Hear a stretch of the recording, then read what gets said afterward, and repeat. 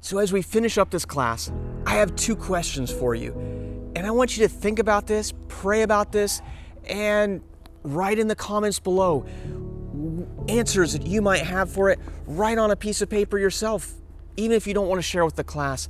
But your conversion. We looked at Paul, or Saul of Tarshish, how he was converted to being a Christian.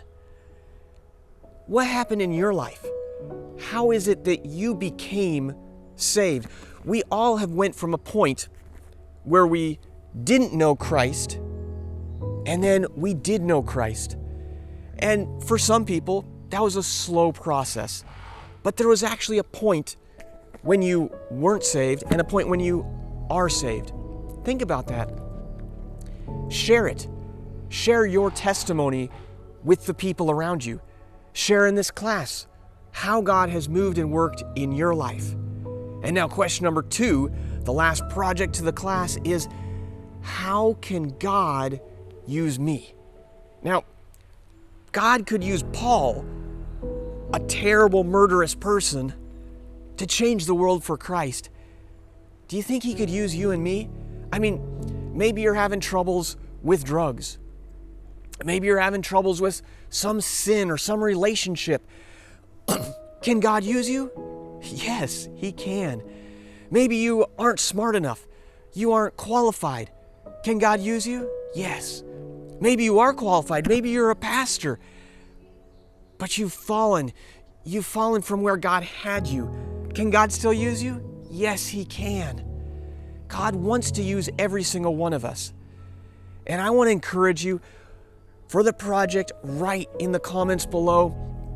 Share with us what God has put on your heart. What he's put on your heart for how he wants to use you for the big picture. Maybe that's to be a missionary. Maybe that's to serve and support and serve at a local church. Whatever God is calling you to do, I want to encourage you, seek him, ask him for the strength to do this. But also maybe you don't know. Just put in the comments, hey, I don't know. Please pray for me. We want to pray for you that God would show you where he wants to use you. That he would do something awesome, something mighty. But also even in the small things. Maybe, I don't know the big one, but maybe it's, I'm really supposed to share with my brother.